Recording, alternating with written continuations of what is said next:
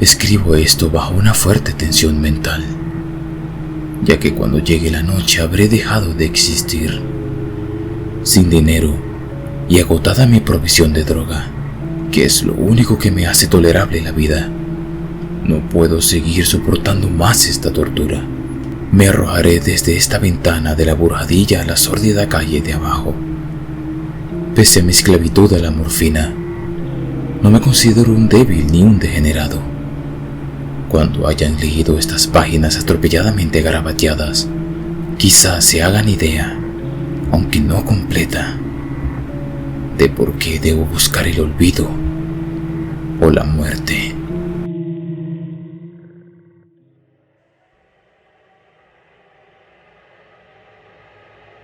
Fue en una de las zonas más abiertas y menos frecuentadas del anchuroso Pacífico, donde el paquebote en el que iba yo de sobrecargo cayó apresado por un corsario alemán.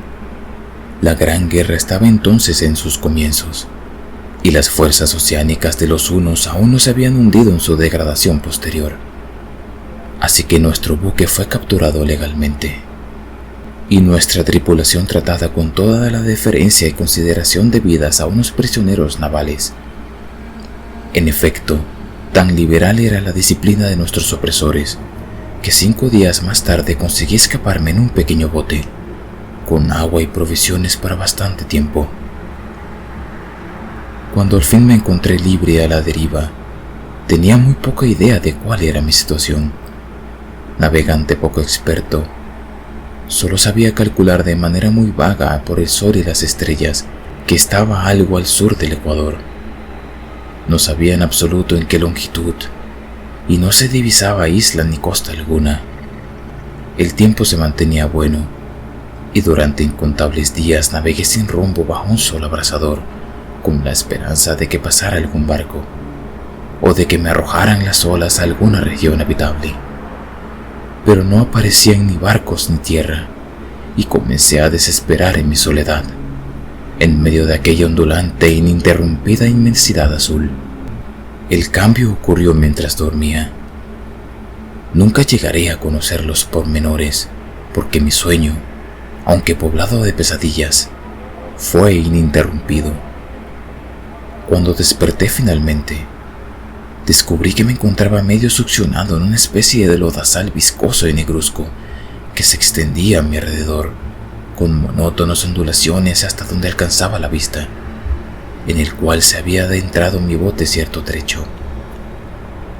Aunque cabe suponer que mi primera reacción fuera de perplejidad ante una transformación del paisaje tan prodigiosa e inesperada, en realidad sentí más horror que asombro, pues había en la atmósfera y en la superficie putrefacta una calidad siniestra que me heló el corazón. La zona estaba corrompida de peces descompuestos y otros animales menos identificables que se veían emerger en el cieno de la interminable llanura. Quizá no deba esperar transmitir con meras palabras la indecible repugnancia que puede reinar en el absoluto silencio y la estéril inmensidad. Nada alcanzaba a oírse, nada había a la vista, salvo una vasta extensión del Égamo negruzco. Si bien la absoluta quietud y la uniformidad del paisaje me producían un terror nauseabundo, el sol ardía en un cielo que me parecía casi negro por la cruel ausencia de nubes. Era como si reflejase la ciénaga tenebrosa que tenía bajo mis pies.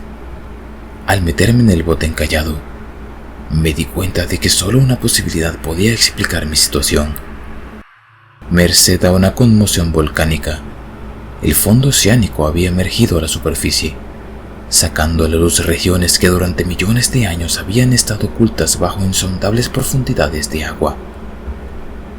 Tan grande era la extensión de esta nueva tierra emergida debajo de mí, que no lograba percibir el más leve rumor de oleaje. Por mucho que aguzaba el oído, tampoco había aves marinas que se alimentaran de aquellos peces muertos. Durante varias horas estuve pensando y meditando sentado en el bote, que se apoyaba sobre un costado y proporcionaba un poco de sombra al desplazarse el sol en el cielo. A medida que el día avanzaba, el suelo iba perdiendo viscosidad, por lo que en poco tiempo estaría bastante seco para poderlo recorrer fácilmente. Dormí poco esa noche, y al día siguiente me preparé una provisión de agua y comida. a fin de emprender la marcha en busca del desaparecido mar y de un posible rescate. A la mañana del tercer día comprobé que el suelo estaba bastante seco para andar por él con comodidad. El hedor a pescado era insoportable, pero me tenían preocupado cosas más graves para que me molestase este desagradable inconveniente, y me puse en marcha hacia una meta desconocida. Durante todo el día caminé constantemente en dirección oeste, guiado por una lejana colina que descollaba por encima de las demás elevaciones del ondulado desierto. Acampé esa noche, y el día siguiente proseguí la marcha hacia la colina, aunque parecía escasamente más cerca que la primera vez que la descubrí. Al atardecer del cuarto día llegué al pie de dicha elevación, que resultó ser mucho más alta de lo que había parecido de lejos. Tenía un valle delante que hacía más pronunciado el relieve respecto al resto de la superficie. Demasiado cansado para emprender el ascenso, dormí a la sombra de la colina. No sé por qué, mis sueños fueron extravagantes esa noche, pero antes de que la luna menguante, fantásticamente gibosa, hubiese subido muy alto por el este de la llanura, me desperté cubierto de un sudor frío, decidido a no dormir más. Las visiones que había tenido eran excesivas para soportarlas otra vez. A la luz de la luna, comprendí lo imprudente que había sido al viajar de día. Sin el sol abrasador, la marcha me habría resultado menos fatigosa. De hecho, me sentí de nuevo lo bastante fuerte como para acometer el ascenso que por la tarde no había sido capaz de emprender. Recogí mis cosas e inicié la subida a la cresta de la elevación. Ya he dicho que la ininterrumpida monotonía de la ondulada llanura era una fuente de vago horror para mí, pero creo que mi horror aumentó cuando llegué a lo alto del monte y vi, al otro lado, una inmensa cima o cañón, cuya oscura concavidad aún no iluminaba la luna. Me pareció que me encontraba en el borde del mundo, escrutando desde el mismo canto hacia un caos insondable de noche eterna. En mi terror se mezclaban extraños recuerdos del paraíso perdido y la espantosa ascensión de Satanás a través de remotas regiones de tinieblas. Al elevarse más la luna en el cielo, empecé a observar que las laderas del valle no eran tan completamente perpendiculares como había imaginado. La roca formaba cornisas y salientes que proporcionaban apoyos relativamente cómodos para el descenso, y a partir de unos centenares de pies, el declive se hacía más gradual, movido por un impulso que no me es posible analizar con precisión. Bajé trabajosamente por las rocas, hasta el declive más suave, sin dejar de mirar hacia las profundidades estigias donde aún no había penetrado la luz.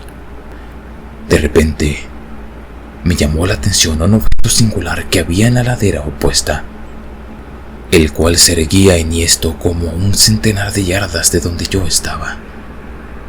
Objeto que brilló con un resplandor blanquecino al recibir de pronto los primeros rayos de la luna ascendente. No tardé en comprobar que era tan solo una piedra gigantesca, pero tuve la clara impresión de que su posición y su contorno no eran enteramente obra de la naturaleza.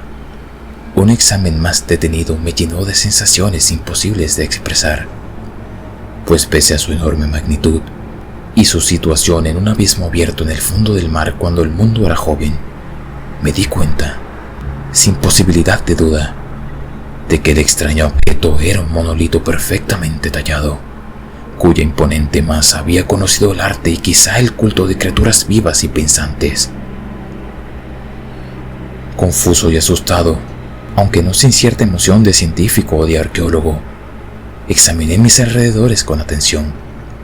La luna, ahora casi en su cenit, asomaba espectral y vívida por encima de los gigantescos peldaños que rodeaban el abismo, y reveló un ancho curso de agua que discurría por el fondo formando meandros, perdiéndose en ambas direcciones y casi lamiéndome los pies donde me había detenido. Al otro lado del abismo, las pequeñas olas bañaban en la base del ciclópeo monolito, en cuya superficie podía distinguir ahora inscripciones y toscos relieves. La escritura pertenecía a un sistema de jeroglíficos desconocido para mí, distinto de cuantos yo había visto en libros, y consistente en su mayor parte en símbolos acuáticos esquematizados tales como peces, anguilas, pulpos, crustáceos, moluscos, ballenas y demás. Algunos de los caracteres representaban evidentemente seres marinos desconocidos para el mundo moderno, pero cuyos cuerpos en descomposición había visto yo en la llanura surgida del océano. Sin embargo, fueron los relieves los que más me fascinaron, claramente visibles al otro lado del curso del agua. A causa de sus enormes proporciones, había una serie de bajorrelieves cuyos temas habrían despertado la envidia de un doré.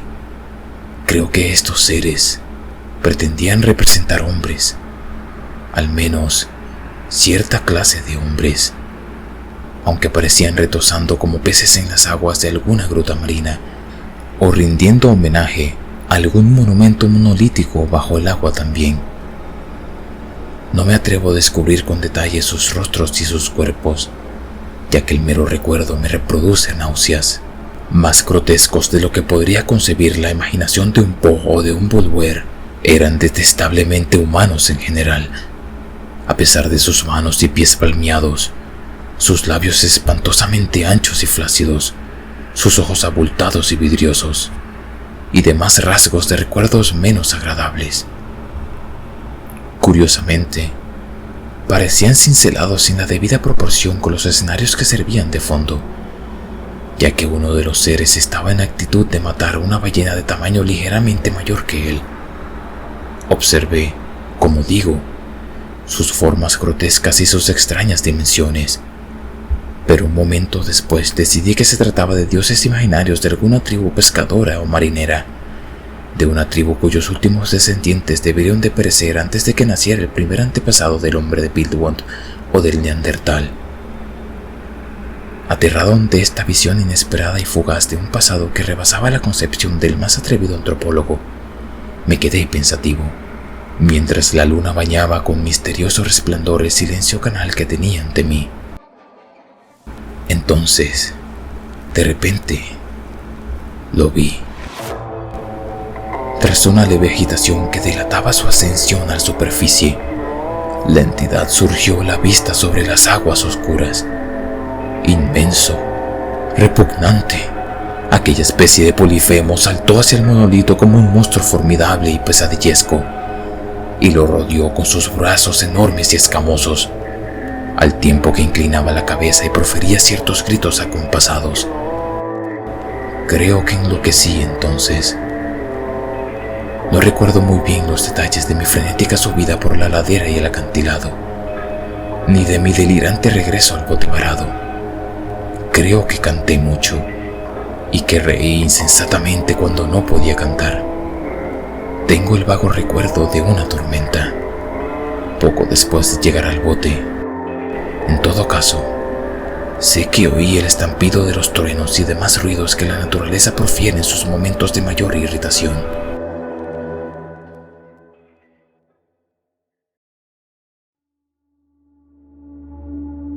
Cuando salí de las sombras, estaba en un hospital de San Francisco. Me había llevado ahí el capitán del barco norteamericano que había recogido mi bote en medio del océano. Hablé de muchas cosas en mis delirios, pero averigüé que nadie había hecho caso de las palabras. Los que me habían rescatado no sabían nada sobre la aparición de una zona de fondo oceánico en medio del Pacífico, y no juzgué necesario insistir en algo que sabía que no iban a creer. Un día fui a ver a un famoso etnólogo y lo divertí haciéndole extrañas preguntas sobre la antigua leyenda filistea en torno a Dagón, el dios pez, pero enseguida me di cuenta de que era un hombre irremediablemente convencional y dejé de preguntar. Es de noche, especialmente cuando la luna se vuelve gigosa y menguante, cuando veo a ese ser. He intentado olvidarlo con la morfina, pero la droga solo me proporciona una sensación transitoria y me ha atrapado en sus garras, convirtiéndome irremisiblemente en su esclavo. Así que voy a poner fin a todo esto, ahora que he contado lo ocurrido para información o diversión desdeñosa de mis semejantes. Muchas veces me pregunto si no será una fantasmagoría, un producto de la fiebre que sufrí en el bote a causa de la insolación cuando escapé del barco de guerra alemán. Me lo pregunto muchas veces, pero siempre se me aparece, en respuesta, una visión monstruosamente vivida. No puedo pensar en las profundidades del mar sin entremecerme ante las espantosas entidades que quizá, en este instante, se arrastran y se agitan en su lecho fangoso, adorando sus antiguos ídolos de piedra y esculpiendo sus propias imágenes detestables en obeliscos submarinos de mojado granito. Pienso en el día en el que emerjan de las olas y se lleven entre sus garras de vapor humeante a los endebles restos de la humanidad exhausta por la guerra. En el día en que se hunda la tierra y emerja el fondo del océano en medio del universal pandemonio. Se acerca el fin. Oigo ruido en la puerta, como si forcejeara en ella un cuerpo inmenso y resbaladizo. Dios mío, esa mano. La ventana. La ventana.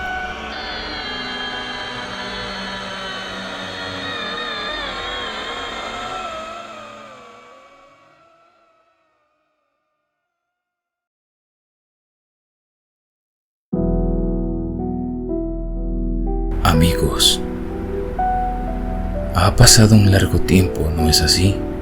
Debo disculparme por eso. Mi inactividad fue debida a que empecé muchos proyectos en mi vida personal. Estuve trabajando en cada momento y dedicándole todo mi esfuerzo a esos proyectos. Para hacerles la historia corta, compré mi primer vehículo y me dediqué a hacer prácticas de manejo y toda la teoría que lleva consigo. Este año también hice un cambio en mi salud de 180 grados y me dediqué a cuerpo y alma a ejercitarme y bajar de peso, además de hacer otro tipo de estudios online. He de decir que decidí aplicar mi tiempo en cada uno de estos proyectos y el canal lo dejé de lado. Este año 2024 tengo el objetivo de hacer de este canal lo que siempre debió ser: un lugar donde puedan disfrutar de las historias y relatos de terror. Agradezco enormemente el hecho de que sigan aquí aún después de tanta inactividad. Definitivamente son los mejores y recompensaré ese cariño trayéndoles mejores historias y videos más largos. También quiero decirles que si en este y los próximos videos escuchan un sonido de fondo en mis audios, es por los ventiladores que tengo, y de la computadora y el mío. En estos momentos estamos en verano y el calor es insufrible. Aún así, intentaré que no se note mucho. Y bueno, no tengo nada más que decir, solo que nuevamente muchas gracias por el apoyo. Y recuerden siempre, abrazar el abismo y la oscuridad.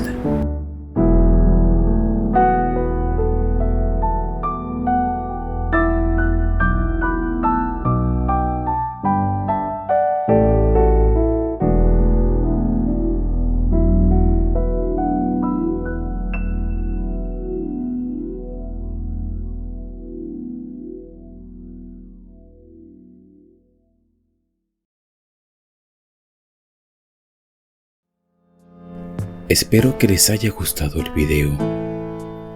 Amigos, recuerden que si tienen historias aterradoras que quieran compartirme para que sean narradas en el canal, pueden hacerlo al siguiente correo: almaoscurarelatos32@gmail.com. Por favor, comenten qué tal les ha parecido el video, y si tienen alguna idea sobre algún nuevo video, pueden escribirla igualmente en la caja de comentarios. Sin nada más que agregar, les deseo a todos una feliz noche y recuerden siempre abrazar el abismo y la oscuridad.